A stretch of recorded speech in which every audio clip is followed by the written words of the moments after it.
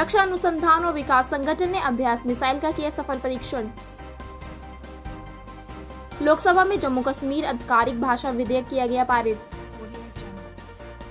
विधेयक के तहत कश्मीरी, डोगरी, उर्दू, हिंदी और अंग्रेजी होगी जम्मू कश्मीर की आधिकारिक भाषा। सीमा पर तनाव कम करने के लिए भारत और चीनी सैन्य अधिकारियों के बीच 14 घंटे तक चली बैठक। वार्ता में पूर्वी लद्दाख में टकराव बिंदुओं के पास तनाव कम करने के तरीकों पर किया गया ध्यान केंद्रित। LAC पर जारी तनाव के बीच चीनी राष्ट्रपति शी जिनपिंग ने कहा, हमारी नीयत किसी भी देश से युद्ध करने की नहीं है। हम मतभेदों को कम करने और विवादों को बातचीत के जरिए सुधार करते रहेंगे। देश में कोरोना संक्रमितों का रिकवरी रेट 80% से अधिक। अब तक 1.6% लोगों की संक्रमण से हुई मौत। देश में अब तक 55,62,663 लोग हैं वायरस से संक्रमित। कोरोना बुलेटिन में केंद्रीय स्वास्थ्य मंत्रालय के सचिव राजेश भूषण ने मंगलवार को दी जानकारी। उत्तर प्रदेश के बलिया के रुनकपुरा गांव में मजदूर की बेटी सरोज के खाते में 9,99,04,737 रुपए होने की खबर से मचा हड़कंप। IPL के तीसरे मैच में चेन्नई सुपर किंग्स से 16 रनों से जीती राजस्थान रॉयल्स। कोरोना के बढ़ते मामलों के कारण राजस्थान सरकार ने 11 जिला मुख्यालयों के सार्वजनिक स्थलों पर लगाई धारा 144। मुंबई में 30 सितंबर और चंडीगढ़ में 31 सितंबर तक लगाया गया लॉकडाउन। ड्रग मामले में 6 अक्टूबर तक रिया और शोभिक रहेंगे जेल में। अनुराग कश्यप के पक्ष में आई उनकी पूर्व पत्नी कल्की। पायल घोष ने अनुराग कश्यप पर लगाए हैं यौन शोषण के आरोप। संयुक्त राष्ट्र महासभा में तुर्की के राष्ट्रपति रेसेप तैयप एर्दोगन ने उठाया कश्मीर का मुद्दा। तैयप ने कहा, कश्मीर एक ज्वलंत मुद्दा है। वहां से अनुच्छेद 370 हटाने से ये और भी गंभीर हो चुका है। हम संयुक्त राष्ट्र के प्रस्ताव के अंतर्गत इसका हल चाहते हैं। उत्तर प्रदेश के सुल्तानपुर में आपसी रंजिश के चलते 18 साल की लड़की को जिंदा जलाया। कृषि सुधार विधेयक 2020 के विरोध में भारतीय किसान यूनियन और अखिल भारतीय किसान संघर्ष समन्वय समिति ने 25 सितंबर को भारत बंद का किया ऐलान। यमुना एक्सप्रेस वे अथॉरिटी की 1000 एकड़ जमीन पर बनेगी फिल्म सिटी। 18 सितंबर को सीएम योगी ने फिल्म सिटी बनाने का किया था ऐलान। वीडियो कॉन्फ्रेंसिंग के जरिए मुख्यमंत्री नीतीश कुमार ने किया पटना मेट्रो रेल परियोजना का कार्यारंभ। मंगलवार को हुई भारी बारिश के बाद जलमग्न हुआ मुंबई शहर। रेल प्रशासन ने दादर, कुर्रा स्टेशन और मस्जिद बुंदर के बीच जलभराव के कारण 4 लाइनें रोकी। 9:40 के करीब श्रीनगर में आया 3.6 तीव्रता का भूकंप। उत्तर प्रदेश में मान्यता प्राप्त पत्रकारों को मिलेगा 5 लाख का स्वास्थ्य बीमा। कोरोना से मौत होने पर परिजनों को मिलेगी 10 लाख की आर्थिक मदद। सार्क देशों की बैठक में भारत ने उठाया आतंकवाद का मुद्दा। ऑपरेशन दुराचारी के तहत यूपी में लगाए जाएंगे दुष्कर्म आरोपियों के पोस्टर। भारत ने भूकंप पश्चात पुनर्निर्माण प्रतिबद्धता के तहत नेपाल को दी 96 करोड़ की सहयोग राशि। मुंबई में एबीपी न्यूज के रिपोर्टर ने रिपब्लिक टीवी के संवाददाता प्रदीप भंडारी को मारा थप्पड़। दिल्ली के उप मुख्यमंत्री मनीष सिसोदिया को कोरोना के बाद हुआ डेंगू। LNJP अस्पताल से मैक्स अस्पताल में किया गया शिफ्ट। केंद्रीय शिक्षा मंत्री डॉक्टर रमेश पोखरियाल निशंक ने साझा की फर्स्ट ईयर यूजी और पीजी स्टूडेंट्स के 2020-21 एकेडमिक कैलेंडर के लिए यूजीसी द्वारा जारी की गाइडलाइंस। केरल के तिरुवल्लम में पचलरूर में नामकरण संस्कार के बाद गुरुवार को पिता ने 40 दिन की बच्ची को नदी में फेंका।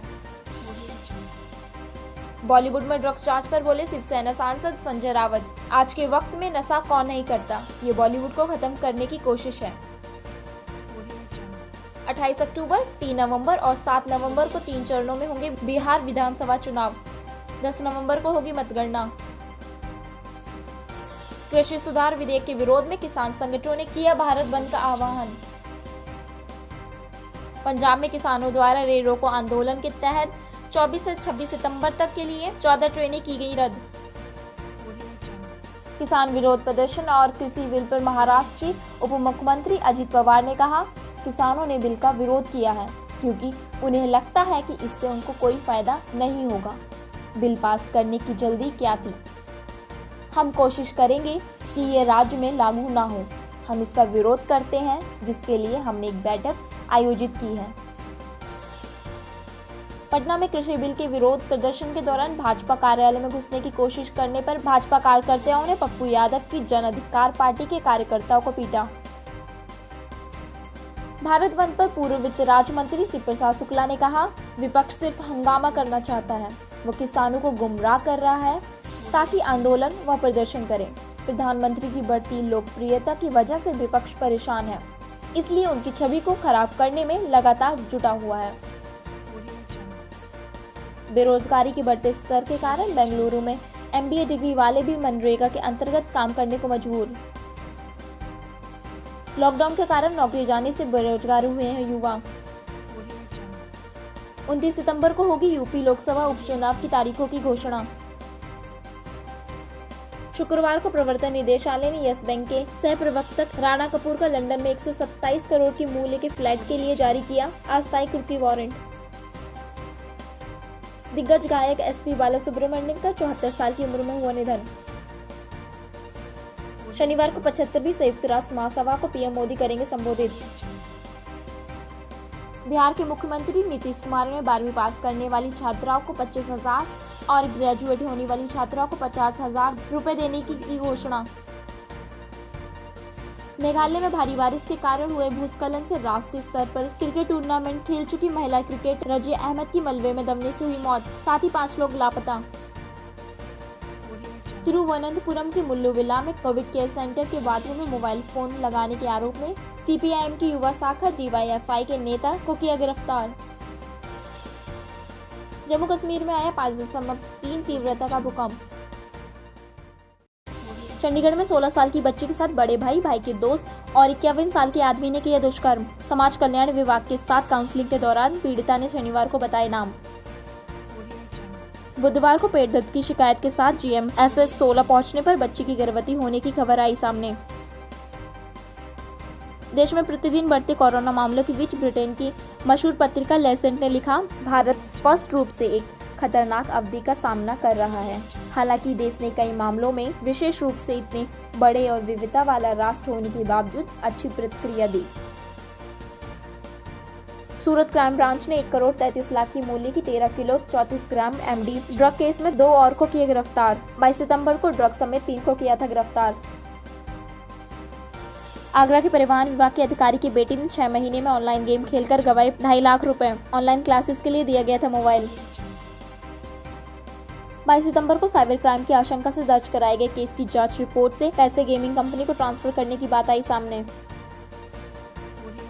राष्ट्रीय जांच एजेंसी ने शनिवार को अलकायदा के संदिग्ध आतंकी समीम अंसारी को पश्चिम बंगाल से किया गिरफ्तार। लॉकडाउन के दौरान बंद होने से दिल्ली मेट्रो को हुआ 1609 करोड़ का घाटा। शहरी कार्य राज्य मंत्री हरदीप पुरी ने दी जानकारी। भारत चीन विवाद पर बोले विदेश मंत्री S जयशंकर, हमें हमारे हितों की रक्षा करने में अपने सशस्त्र बलों पर और उनकी क्षमता पर विश्वास करने की जरूरत है। उन्होंने कहा कि चीनियों से बातचीत करने में सैनिक कमांडरों और कूटनीति माध्यमों दोनों पर भी विश्वास करने की जरूरत। भारतीय आयुर्विज्ञान अनुसंधान परिषद के सर्वे के अनुसार भारतीय हार्ड इम्यूनिटी से कोसों दूर। धार्मिक स्थलों में पूजा अर्चना के दौरान मास्क पहनने पर जोर देते हुए केंद्रीय स्वास्थ्य मंत्री डॉक्टर हर्षवर्धन ने रविवार को प्रेस वार्ता में बताया, ICMR के दूसरे सीरो सर्वे के परिणाम जल्द घोषित किए जाएंगे, जिसके शुरुआती नतीजों के अनुसार हम हार्ड इम्यूनिटी से काफी दूर हैं। ऐसे में कोरोना नियमों का पालन करें। पहले सीरो सर्वे में 0.73% लोगों में ही मिला था वायरस। देश में अब तक कोरोना संक्रमितों की संख्या 7 लाख के पार, जिसमें 50 लाख से अधिक हुए स्वस्थ। केंद्रीय स्वास्थ्य मंत्री डॉक्टर हर्षवर्धन ने 3 शहरों से शिकायत मिलने के बाद निजी अस्पतालों को प्लाज्मा थेरेपी जैसी एक्सपेरिमेंटल थेरेपी का प्रयोग करने से रोका। सोमवार को साउथ ब्लॉक में हुई रक्षा खरीद परिषद की मीटिंग में रक्षा मंत्री राजनाथ सिंह ने अमेरिका से 720 करोड़ मूल्य के असॉल्ट राइफल्स, 970 करोड़ के एंटी एयरफील्ड हथियार और 540 करोड़ की लागत से हाई फ्रीक्वेंसी रेडियो सेट खरीदने का लिया फैसला। रक्षा मंत्री समेत रक्षा प्रमुख जनरल विपिन रावत, भारतीय सेना प्रमुख जनरल मनोज मुकुंद नरवणे, भारतीय वायुसेना प्रमुख RKS भदौरिया और भारतीय नौसेना प्रमुख एडमिरल करमवीर सिंह भी थे शामिल। IIT दिल्ली के कुसुम स्कूल ऑफ बायोलॉजिक साइंस के प्रोफेसर अशोक पटेल ने कोरोना वायरस पर टाइकोप्लेनिन नाम की ग्लाइकोपेप्टाइड एंटीबायोटिक दवा को बताया सबसे असरदार। रिसर्च में बाकी दवाइयों की तुलना में टाइकोप्लेनिन कोरोना पर 10 गुना ज्यादा असरदार हुई साबित। सोमवार शाम मेरठ के सरदनाथ क्षेत्र में डेयरी पर बैठे युवक सहवाज की 20,000 के लेनदेन के पीछे गोली मारकर की हत्या। सकल घरेलू उत्पाद में आई गिरावट पर बोले गौतम अडानी, व्यापार अवसरों के मामले में देश अन्य समरूपी देशों के मुकाबले बेहतर स्थिति में है। भारत 2050 तक दुनिया की दूसरी सबसे बड़ी अर्थव्यवस्था होगा। केरल सरकार ने कोरोना सुरक्षा उपायों के साथ 16 नवंबर से सबरीमला की वार्षिक यात्रा शुरू होने की घोषणा। राज्य के सभी दुर्गा पूजा कमेटी को 50,000 की आर्थिक सहायता के साथ पंडाल के लिए बिजली दरों में 50% की छूट देगी पश्चिम बंगाल सरकार।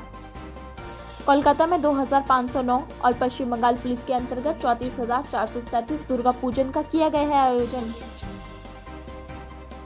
बिहार विधानसभा चुनाव के लिए प्रोग्रेसिव डेमोक्रेटिक अलायंस के नाम पर पप्पू यादव की जन अधिकार पार्टी और चंद्रशेखर आजाद रावण की आजाद समाज पार्टी ने किया गठबंधन।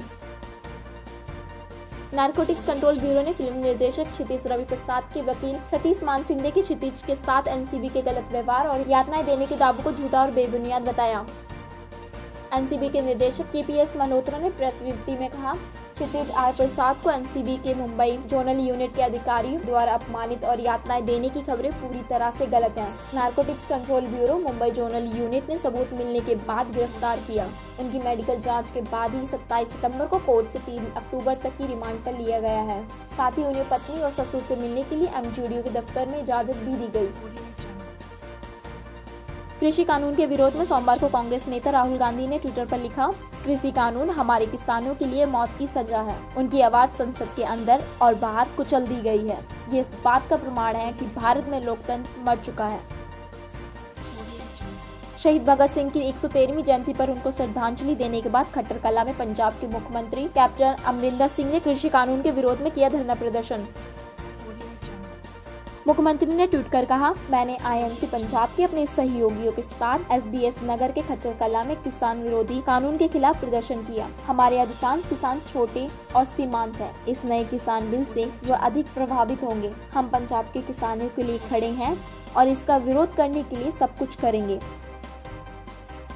कृषि कानून के विरोध में पंजाब किसान का रेल रोको आंदोलन 2 अक्टूबर तक बढ़ा। 24 सितंबर से ट्रैक पर बैठी है किसान मजदूर संघर्ष कमेटी।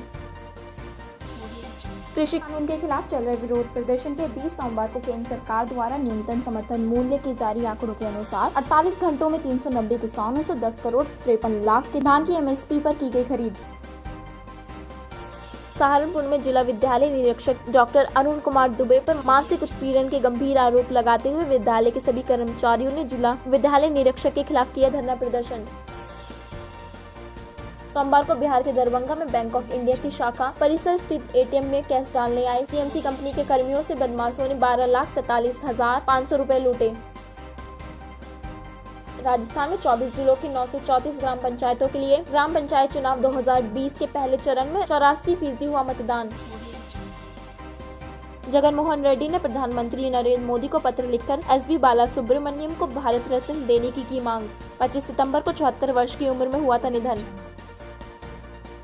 हाथरस गैंगरेप पीड़िता की दिल्ली के सफदरजंग अस्पताल में हुई मौत। चंदवा थाना क्षेत्र में 14 सितंबर को गैंगरेप करने के बाद आरोपियों ने पीड़िता की रीढ़ की हड्डी तोड़ने के साथ जीभ काटने की थी कोशिश।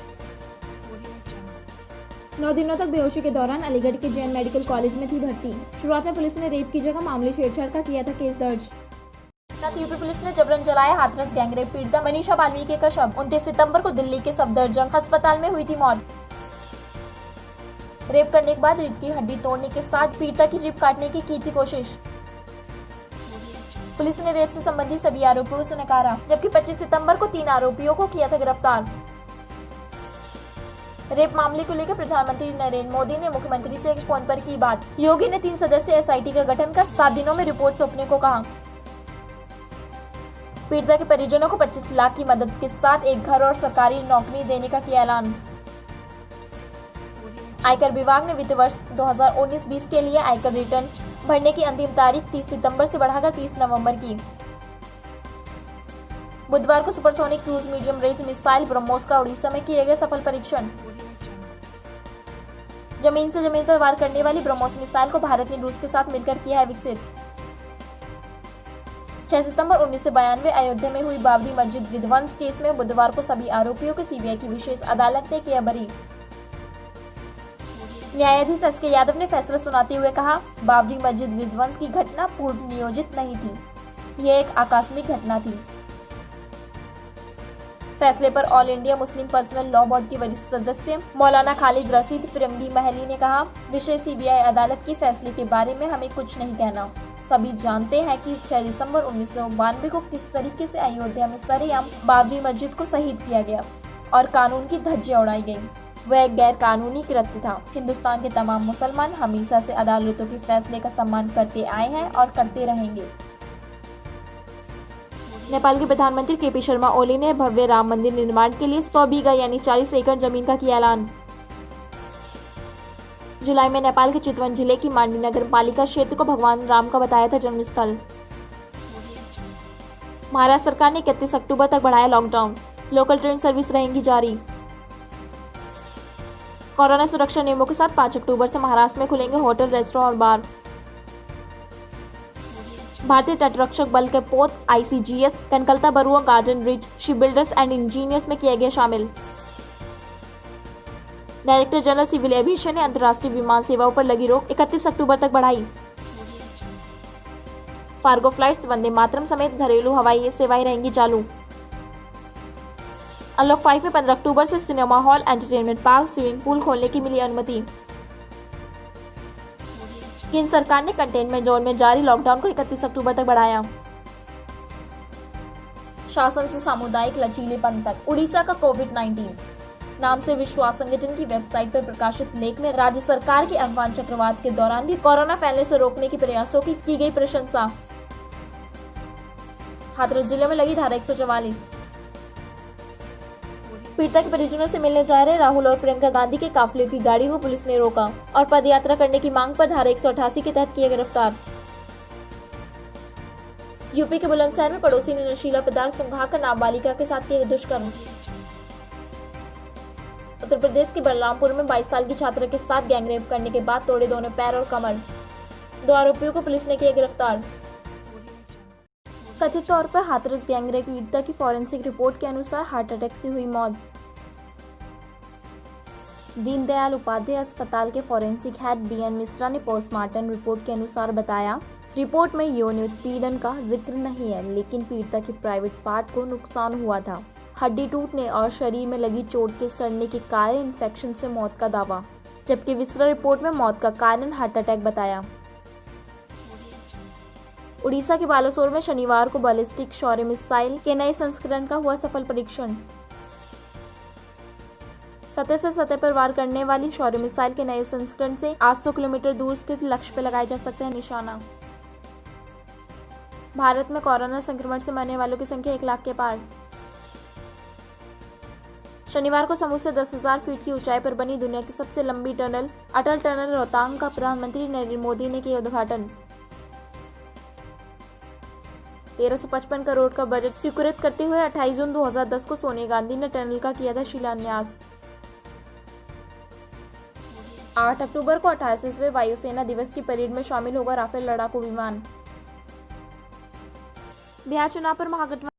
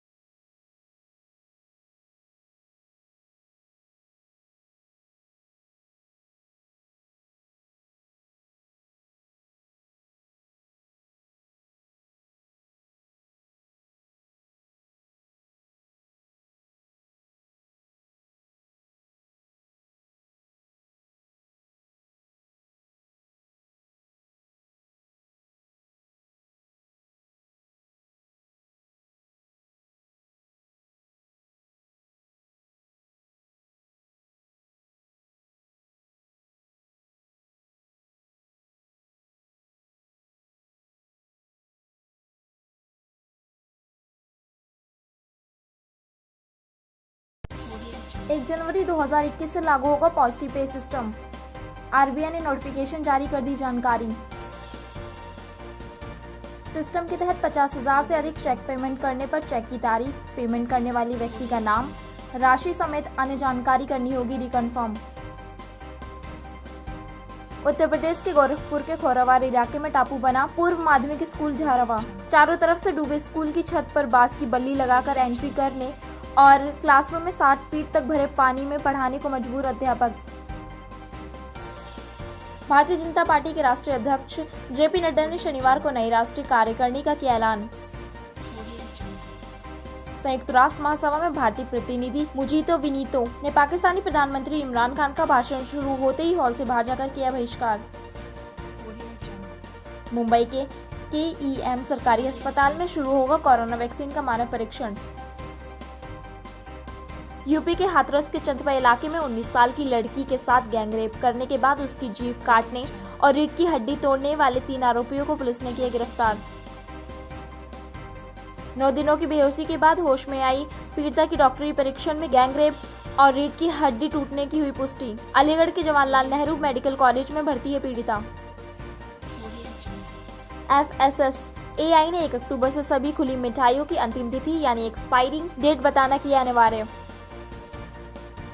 RTI से मिली जानकारी के अनुसार बड़ी संख्या में पुलिस जवान पुलिस की नौकरी से दे रहे हैं इस्तीफा। देहरादून जिले में 55 पुलिस कर्मियों ने छोड़ी नौकरी। 75वीं संयुक्त राष्ट्र महासभा को संबोधित करते हुए प्रधानमंत्री नरेंद्र मोदी ने यूएन के स्वरूप को बदलते युग के साथ बदलने की मांग के साथ यूएन में स्थायी सीट का किया दावा। मुख्तार अंसारी को जेल से ना छोड़ने पर एटा निवासी ट्रक ड्राइवर ने 112 पर मैसेज कर मुख्यमंत्री योगी आदित्यनाथ को मारने की दी धमकी।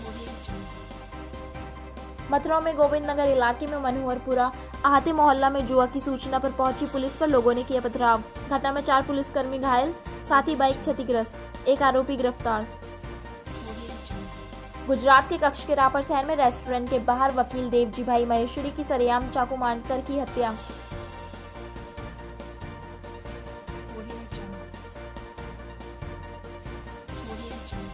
सीरम इंस्टीट्यूट ऑफ इंडिया की CEO आधार पूर्नावाला ने केंद्र सरकार से पूछा कि क्या सरकार के पास भारतीयों के लिए वैक्सीन खरीदने और वितरित करने के लिए 80,000 करोड़ रुपए हैं। पूनावाला ने ट्वीट कर कहा, क्या भारत सरकार के पास अगले 1 साल में 80,000 करोड़ रुपए होंगे, क्योंकि भारत में सभी के लिए वैक्सीन खरीदने और वितरित करने के लिए स्वास्थ्य एवं परिवार कल्याण मंत्रालय को इतनी रकम की जरूरत होगी। लद्दाख स्वायत्त पहाड़ी विकास परिषद के चुनाव के बहिष्कार के आह्वान को बकवास करार देने के बाद Ladakh student environmental action forum के बढ़ते विरोध पर शुक्रवार को बीजेपी नेता अशोक कौल ने दी सफाई। अशोक कौल ने कहा, हम लद्दाख के लोगों द्वारा की गई मांगों के साथ खड़े हैं। साथ ही मीडिया पर बयान को तोड़ मरोड़ कर पेश करने के लगाया आरोप।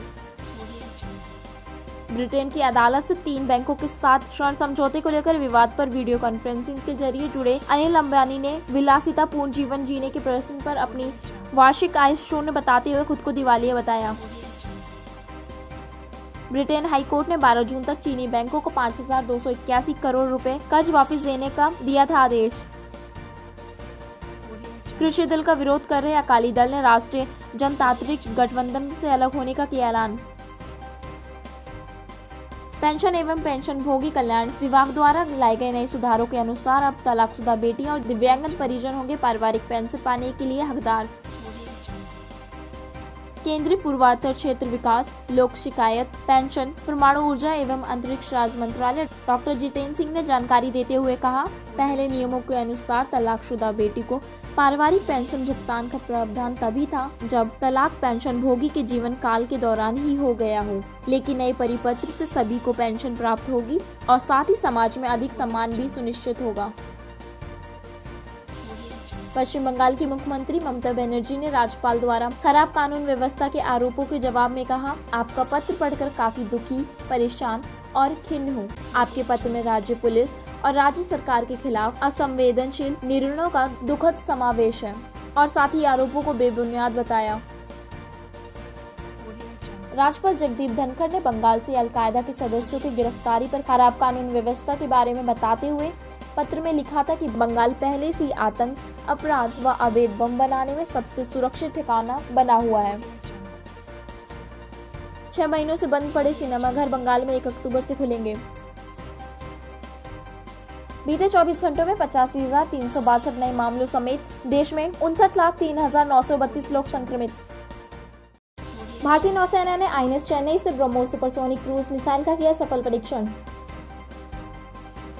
12 जून 2001 को आईटीआर चांदीपुर से ब्रह्मोस का किया था पहला परीक्षण। उत्तर प्रदेश के बलिया में हुए गोलीकांड के मुख्य आरोपी धीरेन्द्र प्रताप सिंह को 4 दिनों बाद एसटीएफ ने लखनऊ से किया गिरफ्तार। गुरुवार को बलिया में कोटी की दुकान पर मौजूद एसडीएम, सीओ समेत कई अधिकारियों के सामने युवक की गोली मारकर हत्या करने के बाद हुआ था फरार। भारतीय सेना में हवलदार पद से रिटायर हुए बीजेपी के फ्रंटल संगठन सैनिक कल्याण प्रकोष्ठ से जुड़ा था आरोपी। रविवार संवाद कार्यक्रम के दौरान चीन के दावे को खारिज करते हुए केंद्रीय स्वास्थ्य मंत्री हर्षवर्धन ने कहा, मैं स्पष्ट करना चाहूंगा कि इस बारे में अभी तक कोई भी ऐसा प्रमाण उपलब्ध नहीं है। इसलिए चीन के वांग से ही सबसे पहले कोविड-19 के प्रकोप को दुनिया भर में फैलते हुए देखा गया। चीन के दावे के अनुसार कोरोना वायरस का संक्रमण वुहान से पहले ही दुनिया भर में फैल चुका था, लेकिन चीन ने ही सबसे पहले इसके संबंध में सबको जानकारी दी और कार्रवाई की। एलएसी पे जारी तनाव को लेकर 19 अक्टूबर को होगी भारत चीन के कोर कमांडर के बीच 8वीं बैठक। उत्तर प्रदेश के गोंडा के तिरुवनंतपुरम में पूर्व ग्राम प्रधान अमर सिंह को फंसाने के लिए राम जानकी मंदिर के महान ग्राम प्रधान, उसके बेटे समेत 7 लोगों को पुजारी पर फायरिंग करने की साजिश में पुलिस ने किया गिरफ्तार। जख्मी पुजारी भी था साजिश का हिस्सा। राम जानकी मंदिर के पुजारी अतुल त्रिपाठी और सम्राट दास को 10 अक्टूबर की रात मंदिर में मारी गई थी गोली, जिसके बाद जिला अस्पताल से राजधानी लखनऊ में किया गया था रेफर। पुलिस ने आरोपियों के पास से 3 तमंचा, 3 जिंदा कारतूस, 1 होका कारतूस व 4 मोबाइल किए बरामद। 7 महीने बाद कोरोना सुरक्षा नियमों के साथ 19 अक्टूबर को खुलेंगे स्कूल। सिर्फ 9वीं से 12वीं तक की कक्षा संचालित करने की मिली अनुमति। शनिवार को उत्तर प्रदेश के ग्रेटर नोएडा में आयरन मैन के आकार के गुब्बारे को दूसरे ग्रह का प्राणी समझ घबराए लोग। तनकोर के थाना प्रभारी अनिल कुमार ने जानकारी देते हुए कहा, झाड़ी में फंसा गुब्बारे का एक हिस्सा नहर के बहते जल को छू रहा था, जिसके कारण वह थोड़ा थोड़ा हिल रहा था। इसी वजह से लोगों को यह अजीब वस्तु प्रतीत हुई। हालांकि इसमें कुछ भी हानिकारक नहीं था, लेकिन अभी तक इसका पता नहीं चल पाया कि इस गुब्बारे को किसने उड़ाया था। आंध्र प्रदेश में नहीं थम रहा लगातार बारिश के कारण बाढ़ का कहर। घरों में पानी घुसने की वजह से छतों पर रहने के लिए मजबूर हुए लोग। लगातार भारी बारिश के कारण हैदराबाद में 50 लोगों की हुई मौत। शनिवार को आंध्र प्रदेश के मुख्यमंत्री वाईएस जगनमोहन रेड्डी ने गृह मंत्री अमित शाह को पत्र लिखकर बाढ़ के बाद मरम्मत और बहाली के लिए मांगी 22 से 50 करोड़ रुपए की मदद। शनिवार रात विजयनगर से चोरों ने सभी के सामने बेखौफ उठाई तुगलकाबाद दिल्ली निवासी अंकुर अग्रवाल की बाइक।